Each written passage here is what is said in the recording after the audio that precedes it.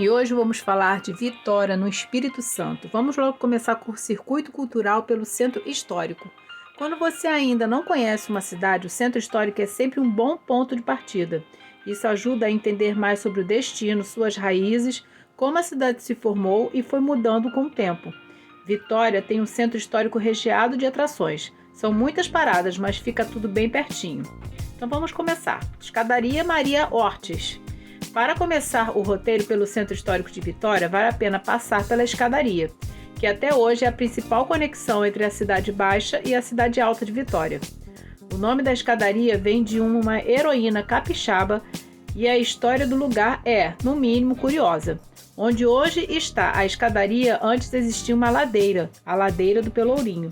No século XVII, Vitória sofreu o ataque de piratas holandeses que queriam invadir e dominar a cidade, e tentaram chegar na cidade alta justamente por essa ladeira.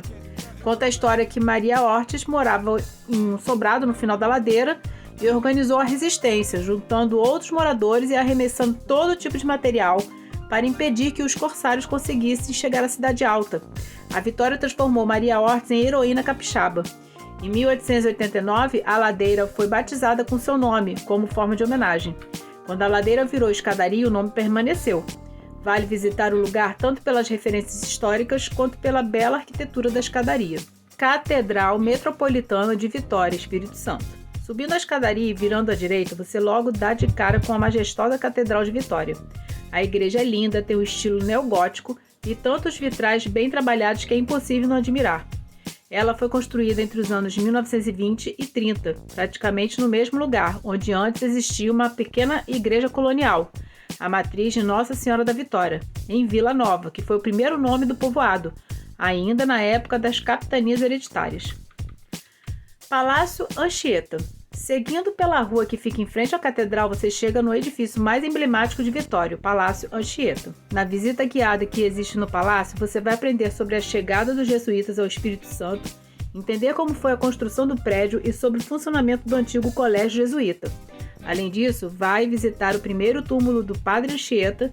Ele foi sepultado no altar-mor da antiga igreja de São Tiago, hoje demolida. O corpo foi movido dali anos depois.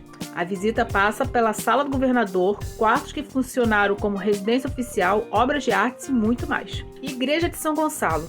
Caminhando a partir do Palácio Anchieta, em menos de 5 minutos você chega à pequena igreja de São Gonçalo em Vitória.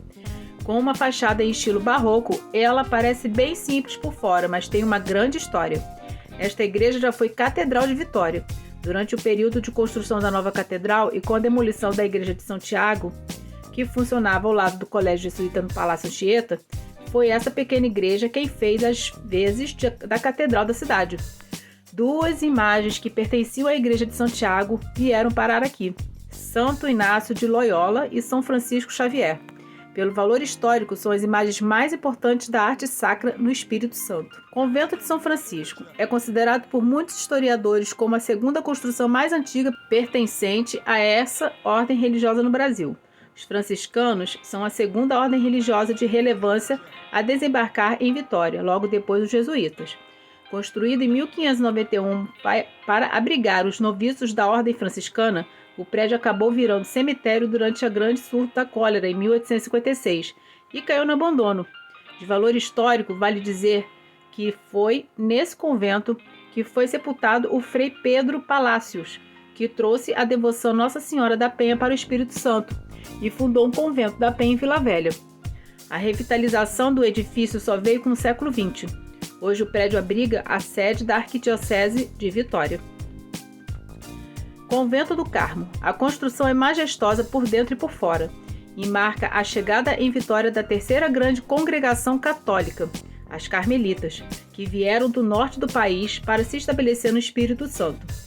Com a expulsão das ordens religiosas no Brasil, o lindo convento chegou a ser utilizado até como quartel militar. Mas a estrutura está bem preservada e com a volta das atividades religiosas, hoje é até possível visitar e assistir uma missa na igreja. Capela Santa Luzia é a igreja mais antiga de Vitória. Ela tem uma arquitetura bem curiosa, com estilo colonial, construída em cima de uma rocha e com uma entrada única pela lateral da rocha. A capelinha foi construída na fazenda de Duarte Lemos, que recebeu a ilha onde hoje está Vitória como doação de Vasco Fernandes Coutinho, o primeiro donatário da capitania hereditária do Espírito Santo. Por isso, essa pequena capelinha é um dos primeiros marcos da colonização do Espírito Santo. Nos últimos tempos, o local recebeu a Galeria de Arte e o Museu de Arte Sacra de Vitória. E até semana que vem com a parte 2 de Vitória, Espírito Santo.